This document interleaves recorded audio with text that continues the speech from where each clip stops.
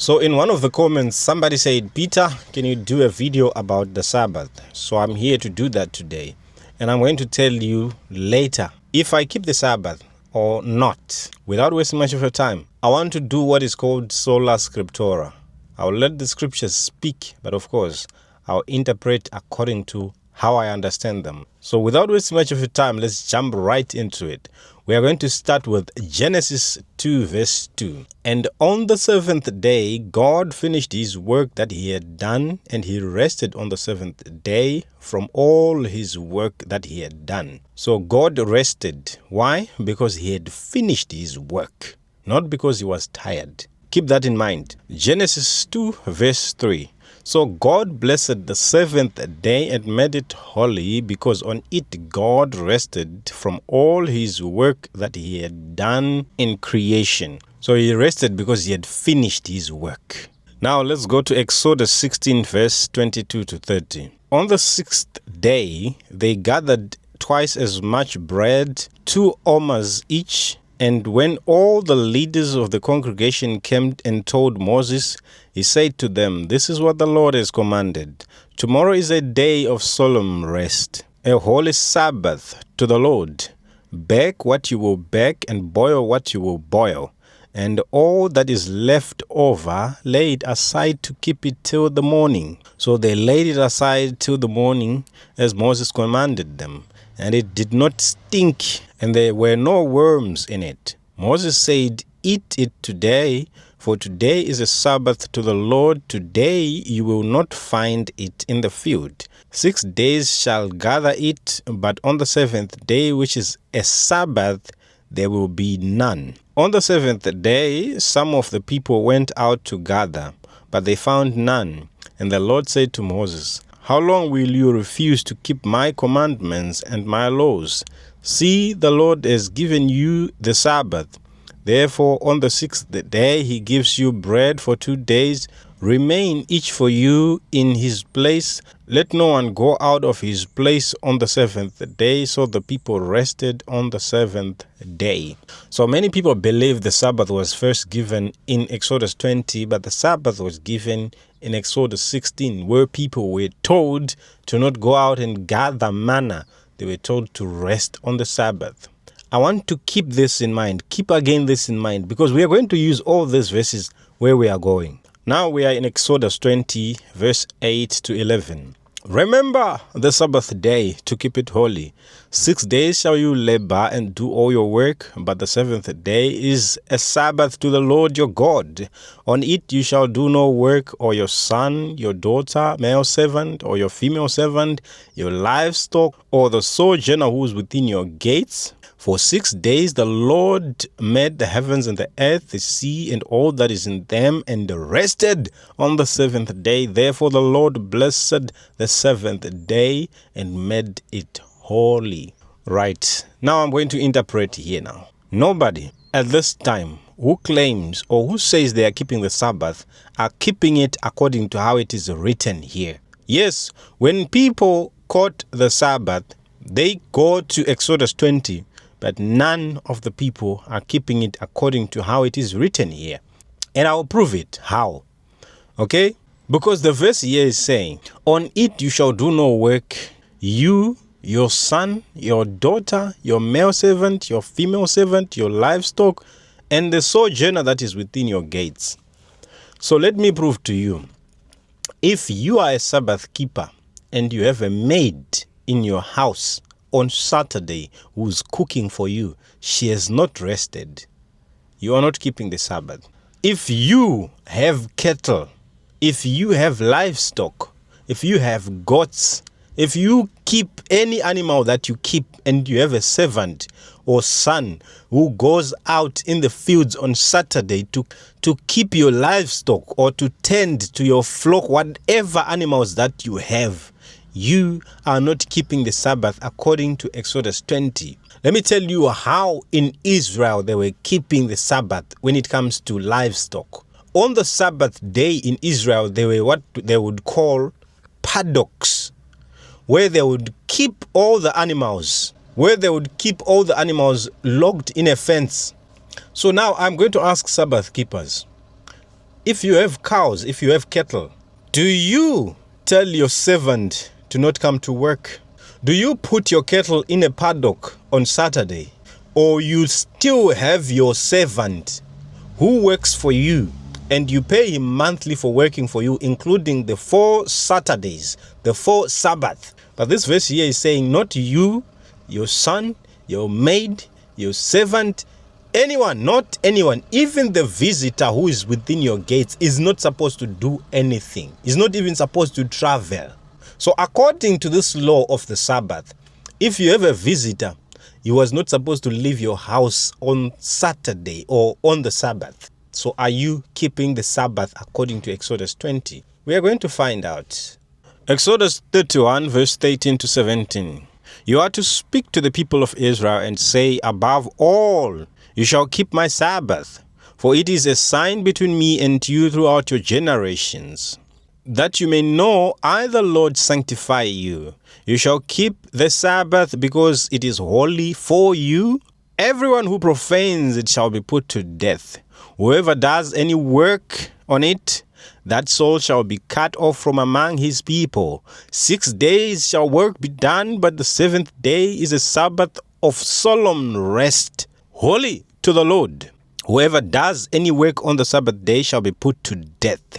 Therefore, the people of Israel shall keep the Sabbath, observing the Sabbath throughout their generations as a covenant forever.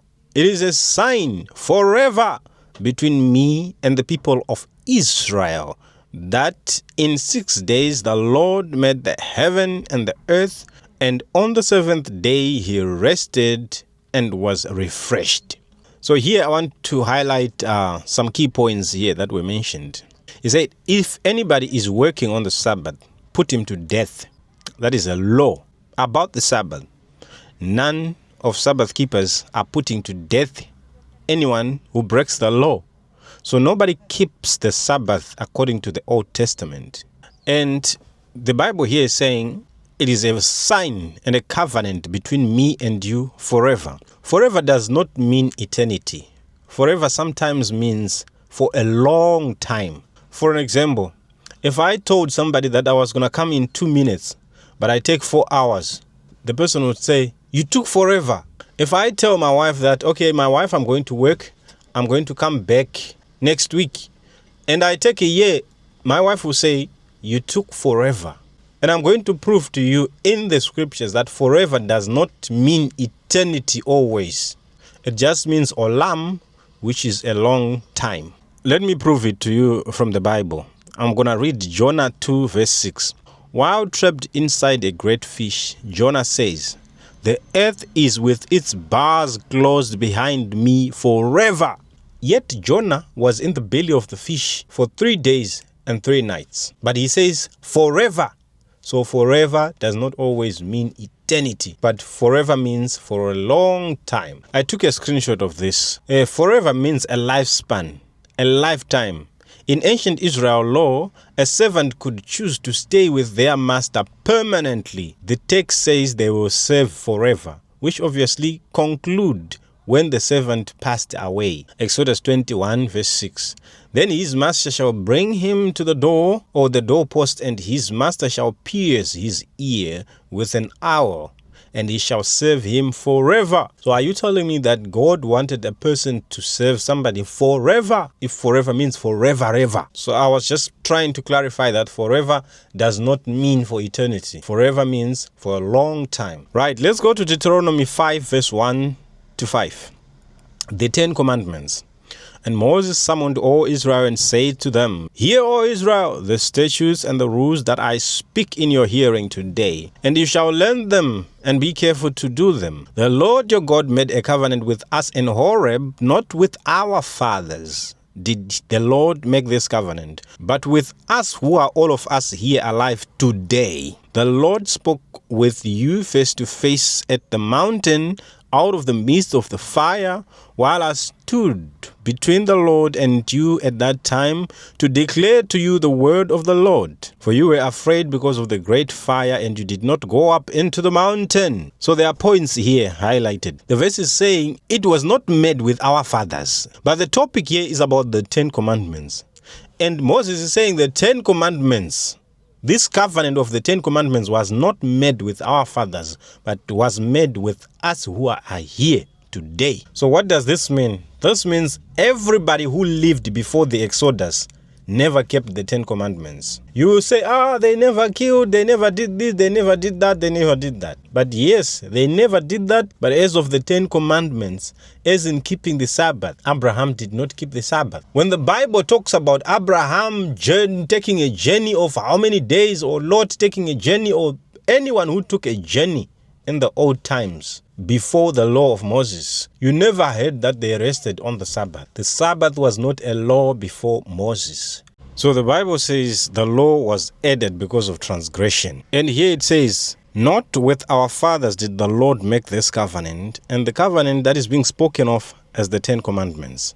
So the 10 commandments were not given to Moses' fathers, but it was given to them who are alive here today. That's what the verse is saying. Okay, let's continue to Deuteronomy 5 verse 12 to 15. Observe the Sabbath day to keep it holy, as the Lord your God commanded you. 6 days you shall labor and do all your work, but the 7th day is a Sabbath to the Lord your God. On it shall do no work, you, your son, your daughter, your male servant, your female servant, your ox, your donkey, or any of your livestock, and the sojourner within your gates, that your male servant and your female servant may rest as well. You shall remember that you were slaves in the land of Egypt, and the Lord God brought you out from there with a mighty hand and an outstretched arm. Therefore the Lord your God commanded you to keep the Sabbath day. So Israel was commanded to keep the Sabbath day because they were taken out from Egypt. That's another reason. There are multiple reasons that people were told to keep the Sabbath.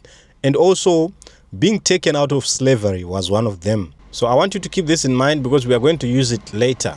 Leviticus 23. These are the feasts of the Lord. And among the feasts of the Lord, the Sabbath is there. So the Sabbath is a festival. And keep this also in mind. We are going to use it later. Leviticus 23 from verse 1. The Lord spoke to Moses, saying, Speak to the people of Israel and say to them, These are my appointed feasts, or my appointed festivals of the Lord, that you shall proclaim as holy convocations. They are my appointed feasts, or my appointed festivals. The Sabbath is the first one. 6 days shall work be done, but on the 7th day is a Sabbath of solemn rest, a holy convocation. You shall do no work. It is a Sabbath to the Lord in your dwelling places. So right, to those of you who keep the Sabbath, this is one verse that you will use to prove that people were told to gather on the Sabbath day. This is the verse you use. If I ask any Sabbath keeper, which verse allows you to go to church on Saturday, you will use Leviticus 23. Yet Leviticus 23 is saying, these are my appointed festivals. Keep in mind, I said we're going to use this where we're going. So keep this in mind. All these verses, I'll bring them up now, clarifying with New Testament verses. There is no other verse that tells people to go to church on Saturday besides this verse. Only this verse tells people to do holy convocations on the Sabbath. People will say, that was a Sabbath of the feast. No, it says, yes, 6 days you shall work. It's talking about the Sabbath as a festival, as a feast. So if you are going to keep the Sabbath now, don't keep only one feast a year. Keep all the feasts, keep all the festivals, including the Sabbath is a festival. What is a festival? It's a day that is appointed by God for a religious celebration. So does the Sabbath fall into that definition? Yes, it does, because it's a day set aside by God for religious celebration. That's a festival, or that's a feast. Let's go forward. Numbers 15 verse 32 to 36. While the people of Israel were in the wilderness, they found a man gathering sticks on the Sabbath day, and those who found him gathering sticks brought him to Moses and Aaron and to all the congregation. they put him in custody because it had not been made clear what should be done to him. And the Lord said to Moses, the man shall be put to death. All the congregation shall stone him with stones outside the camp. And all the congregation brought him outside the camp and stoned him with stones, as the Lord commanded Moses. So this man was found on the Sabbath and was put in custody. And God said he must be stoned to death. So here what I'm trying to prove is that nobody is keeping the Sabbath according to how it is written, because you are to put someone to death. If you find someone working or doing something on the Sabbath, you are to put him to death. So are you still doing that? No. There are changes made. We have to agree that there are changes made. People will say, God does not change. Yes, God does not change, but he changes things. He himself does not change, but he changes things. Matthew 5:17-20. Do not think I have come to abolish the law or the prophets. I have not come to abolish them, but to fulfill them. For truly I say to you, until heaven and earth pass away, not an iota, not a dot will pass away from the law until all is accomplished. Therefore, whoever relaxes one of these least of these commandments and teaches others to do the same will be called least in the kingdom of heaven. But whoever does them and teaches them will be called great in the kingdom of heaven. For I tell you, unless your righteousness exceeds that of the Pharisees and the scribes, you will never enter the kingdom of heaven. So many people who keep the Sabbath will quote this verse and say, you see, Jesus said, I did not come to abolish the law. Yes, he did not come to abolish the law, but he came to fulfill it. Let me give you an example of fulfillment of the law. People in the Old Testament were sacrificing lambs, but Jesus came as the Lamb of God, and a lamb that was slain. He was slain in place of the physical lambs that were slain. So now we don't have to sacrifice animals anymore for our sins. Jesus was sacrificed. So was that abolished? No, it was not abolished, but it was fulfilled, or it was upgraded. He upgraded the type of sacrifice, right? People in the Old Testament would circumcise physically, but now there's circumcision of the heart. So the Old Testament was about physical things. The New Testament is about spiritual things. So the Sabbath, again, was about resting on a specific seventh day in the physical, but now in the New Testament, it's about a spiritual rest that has no day. It's a forever thing. So do I keep the Sabbath? Yes, I keep the Sabbath, but not a seventh day, but I keep the Sabbath because keeping the Sabbath is a resting. What do you have to rest from? You have to rest from your works, as God did from his works. He was done. He had finished his work and he rested. So you too are to rest as you finish your work. Wait, I'm going to give you a verse for that. So the law here is not being removed, but is being fulfilled. So if it's fulfilled, then you can drop it because it's fulfilled. There's no reason for you to sacrifice animals anymore because it has been fulfilled. If you want to do it, you can do it, but it's useless. It does not help anything. God is not acknowledging. It's now even a sin. So let's move forward. So let me repeat here. It says, for truly I say to you, until heaven and earth pass away, not an iota, not a dot will pass away until all is accomplished. So for a thing to pass away, it has to be accomplished. Everything that was done in the Old Testament that you no longer do now, you no longer do because it was accomplished. It's not because you no longer do it because the heaven and earth pass away. No, it's because it was accomplished. So the word here is saying until all is accomplished. So if it's not been accomplished, it's still ongoing. Isaiah 66 verse 23. From new moon to new moon, from Sabbath to Sabbath, all flesh shall come and worship before me, declares the Lord. Many people on this verse, Sabbath keepers, want to say, you see, even after the rapture, people are still going to be keeping the Sabbath. But you are ignoring the verse that is saying from new moon to new moon. So are you saying now people are going to be keeping new moon to new moon, celebrating new moon? There are new moon celebrations that were done in the old times. So are you now saying later in the future we are going to also celebrate new moon? So if we are going to celebrate the Sabbath, then we are also going to celebrate the new moons. So which means the law is being rolled back in. So if you are keeping the Sabbath because in future it's going to be kept as this verse has stated, then you also have to celebrate the new moon. because it's also going to be celebrated in the future. Mark 2 verse 23. Jesus is the Lord of the Sabbath. One Sabbath he was going through the grain fields, and they made their way. His disciples began to pluck herds of grains. And the Pharisees were saying, "Look, why are they doing what is not lawful to do on the Sabbath?"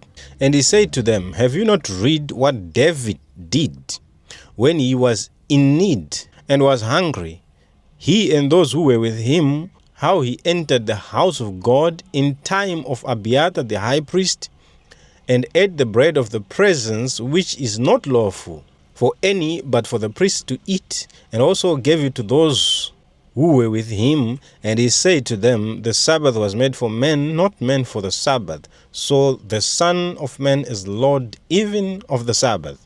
So here Jesus, what was saying here, they said, okay, look, your disciples are doing this on the Sabbath. Jesus said, I am the Lord of the Sabbath. I am the master of the Sabbath. You can't tell me what to do on the Sabbath because I am the master of it. I am the one who gave it.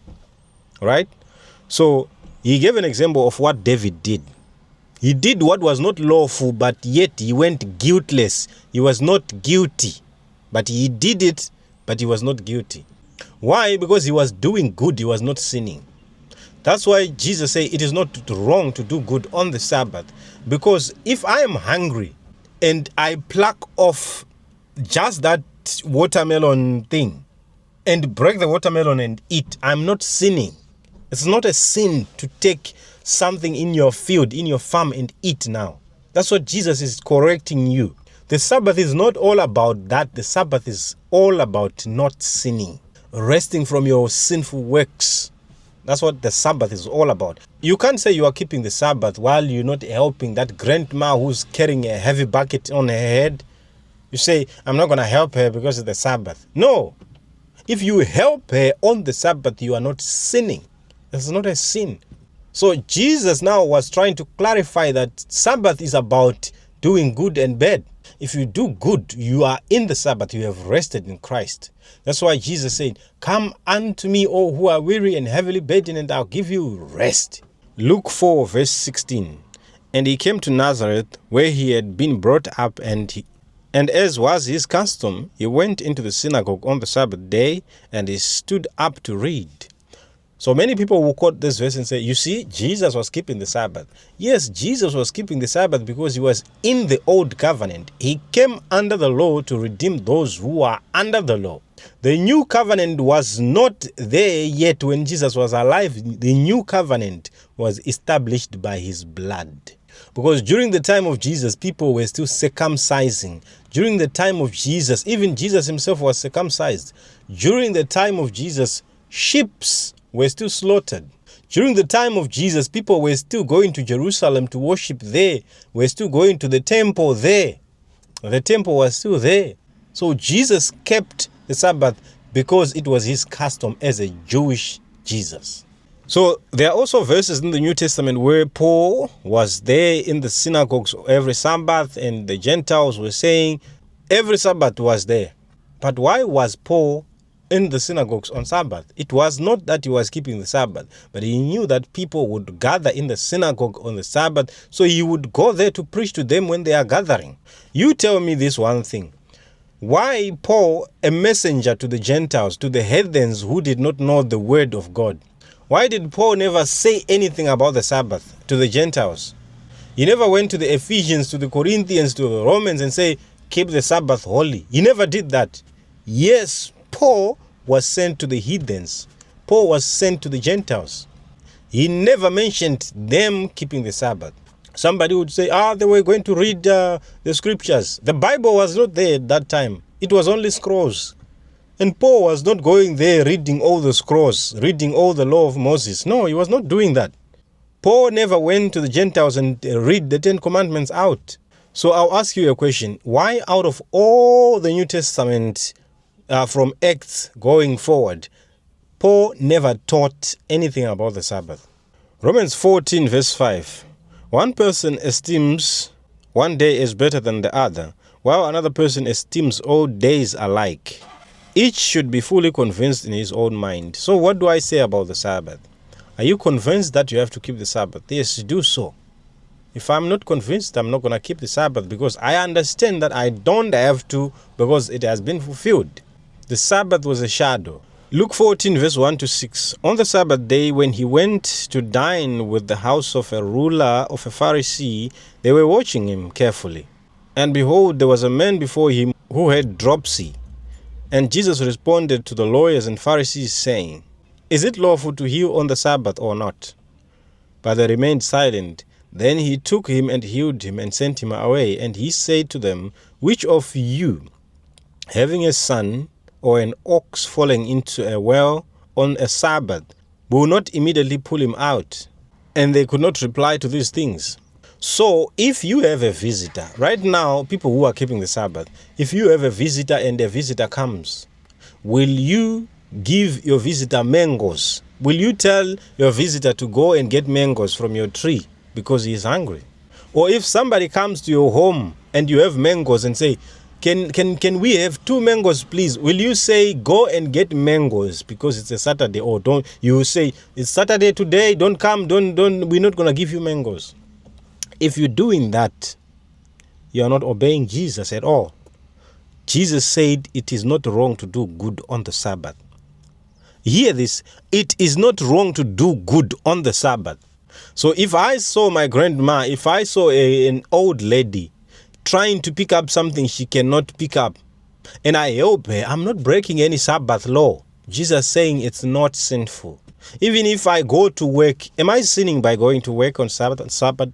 Is it a sin going to work? Is it wrong to go to work? No, it's not wrong. So it's not wrong to do good on the Sabbath. It's not wrong to cook on the Sabbath. It's not wrong to kindle fire on the Sabbath now because I need to warm myself up, because I need to eat. Jesus clearly said it's not wrong to do good. Is cooking wrong? It's not wrong. So if you do it on the Sabbath, it's not wrong. Yeah, because Exodus 35 verse 3 here it says, You shall kindle no fire in all your dwelling places on the Sabbath day. But right now you start your cars, you travel long journeys, you drive 20-30 kilometers going to church on the Sabbath. Starting a car is kindling a fire. And the Bible was saying don't do it, but you are doing it now. I heard somebody making an argument and say, the fire that was spoken of is that fire where people had to do a lot of work to kindle the fire. No, it wasn't about that. There were lamps in Israel that kept burning. You could just go and pick that stick and go kindle the fire. That was not allowed. That was not allowed at all. So also same as starting a car and traveling. Do you know traveling itself was not allowed on the Sabbath, but you are traveling on the Sabbath to go to church? Traveling 20 kilometers. You know what the people of Israel were doing?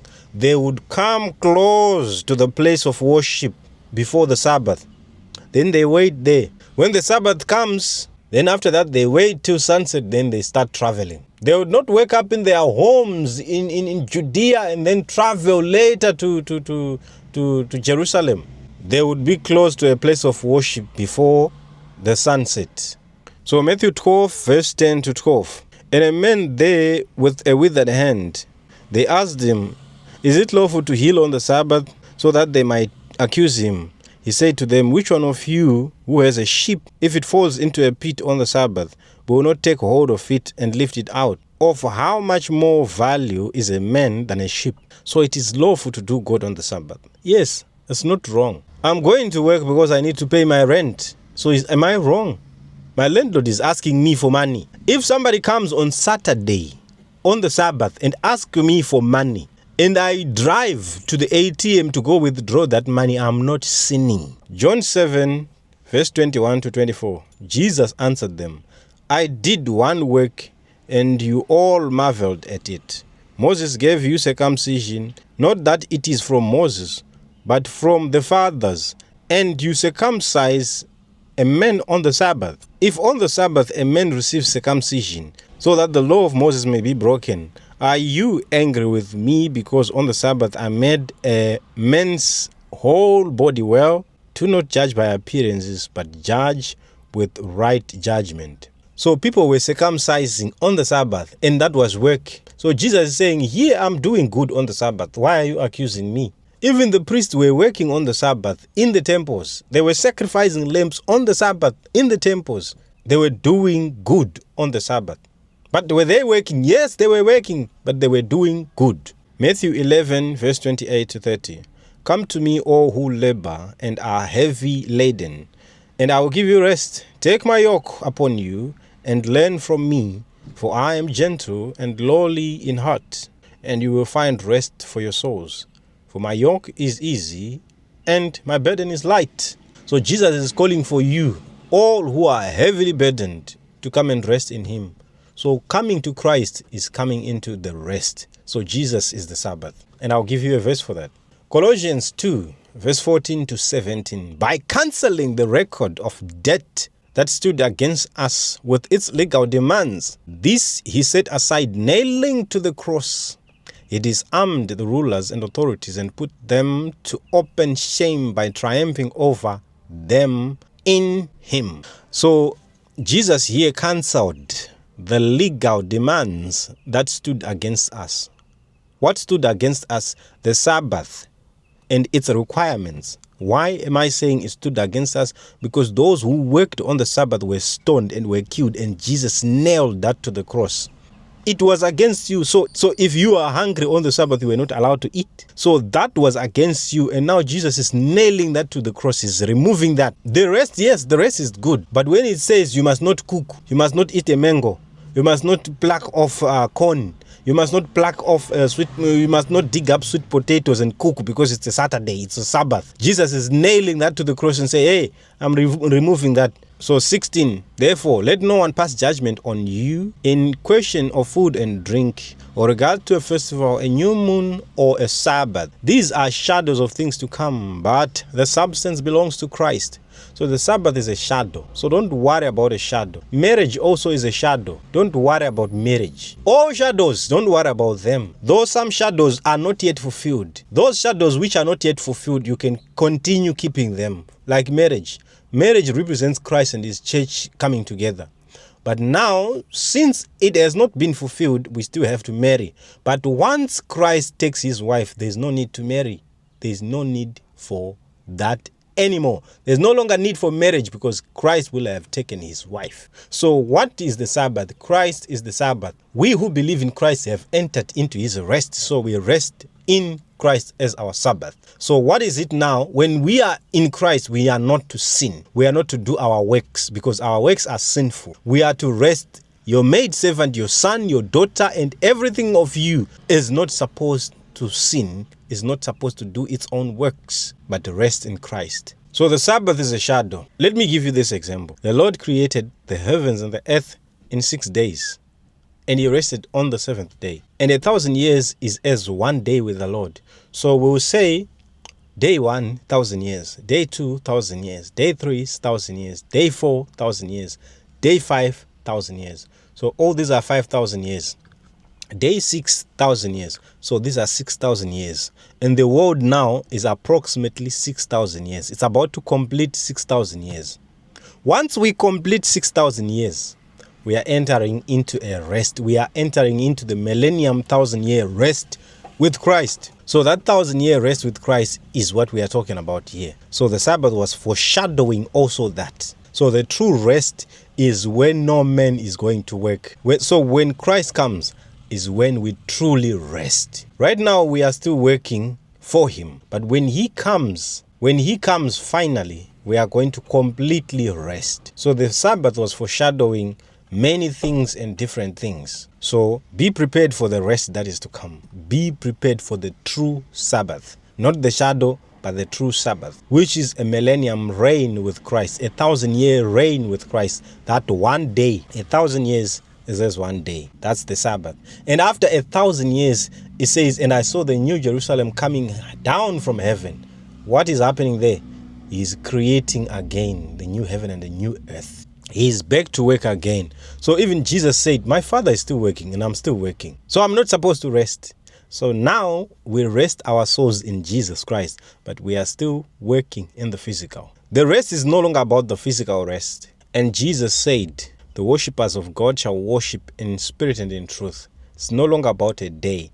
God wants to be worshipped every day. Don't choose only a single day to worship God. Worship God every day. So yeah, we are getting there. So let's go to Hebrews. We are almost at the end now. Therefore, while the promise of entering his rest still stands, let us fear lest any of you should seem to have failed to reach it. For good news came to us as to them, but the message they heard did not benefit them because we're not united by faith with those who listened.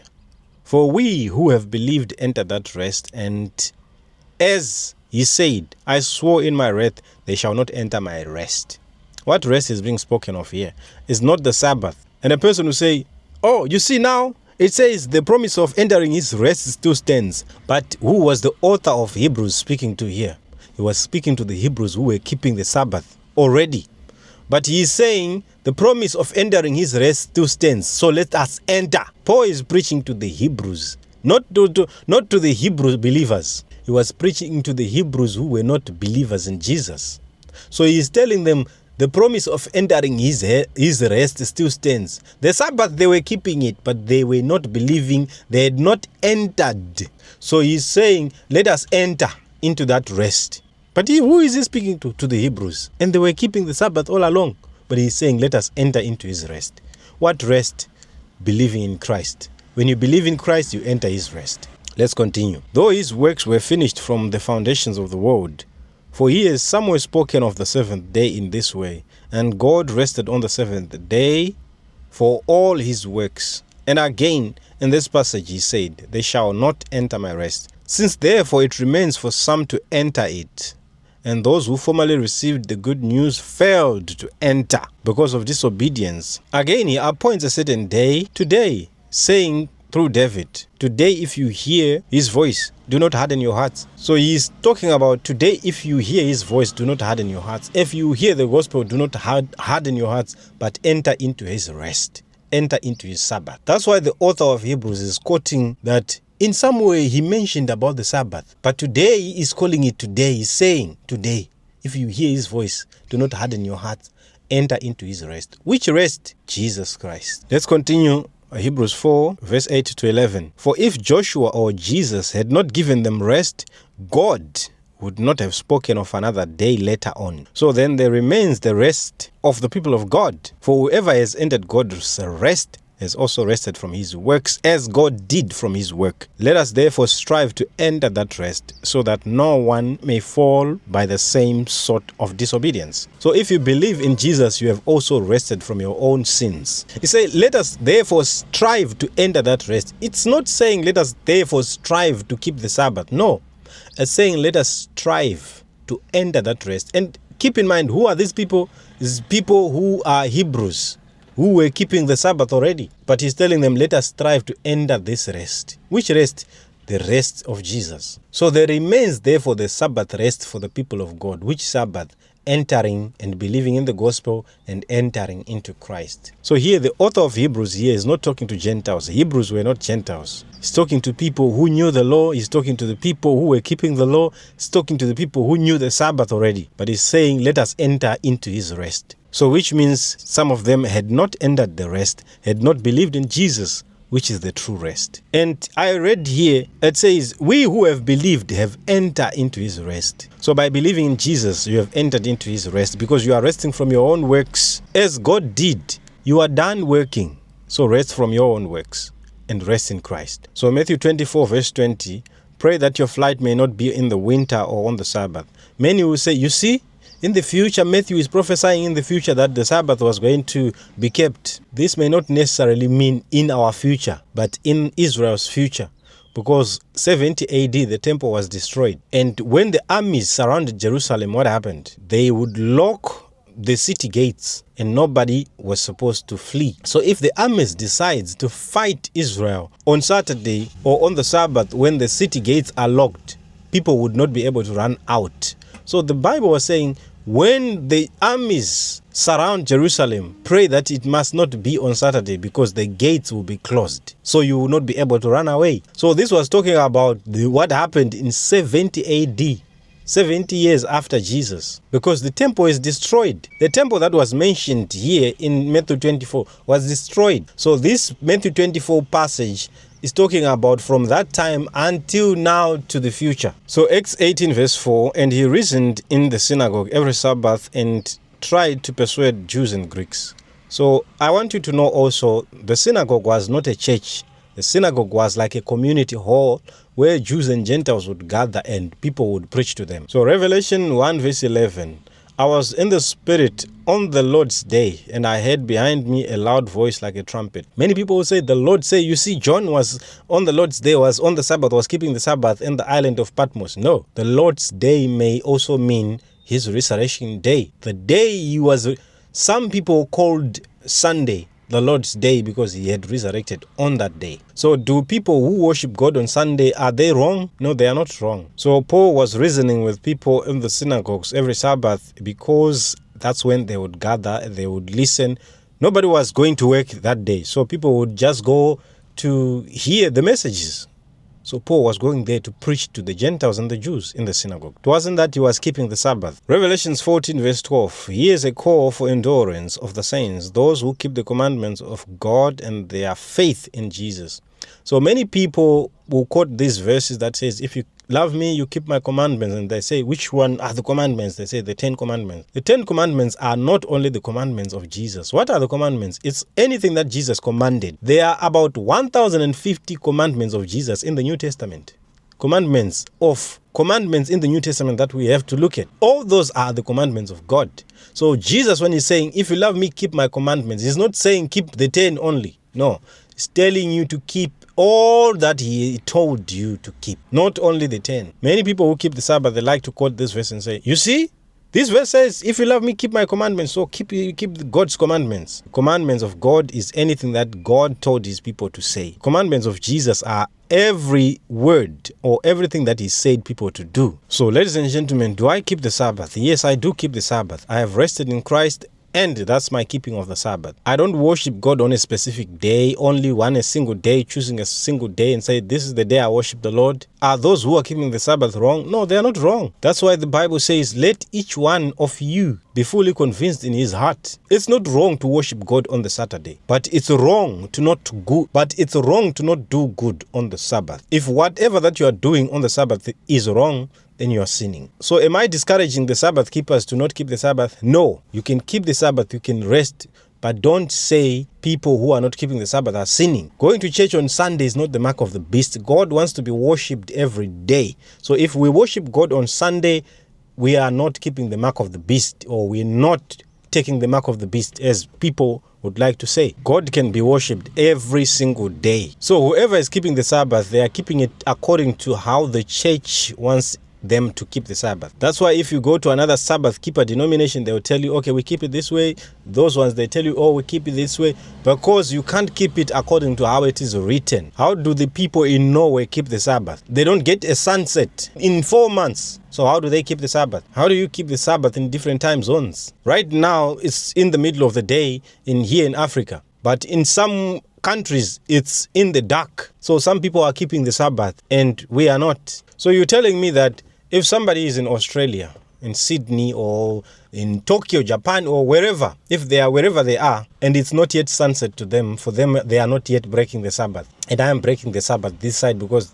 my sun has set. That proves to you that Sabbath was only for a group of people who were staying in one area. They had one sunset and one sunrise. Outside of Jerusalem, it was almost impossible to keep the Sabbath according to, or maybe I would say, if you want to keep the Sabbath according to the sunset of Israel and the sunrise of Israel. Even those who are in Australia, they have to keep the Sabbath according to Israel's time frame. So ladies and gentlemen, I'm not telling you to go fight Sabbath keepers.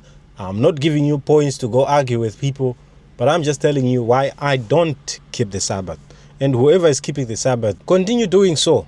But make sure you don't sin on the Sabbath, and make sure you do good on the Sabbath. It is not wrong to do good on the Sabbath. It is also not wrong to go or rest on the Sabbath, on the seventh day, on Saturday.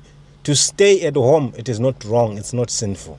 You are not sinning for staying at home on the Sabbath. And I'm not sinning for going to work on the Sabbath. So ladies and gentlemen, thank you so much. And I'm expecting to come back and answer all the questions and the responses that you are going to give me here.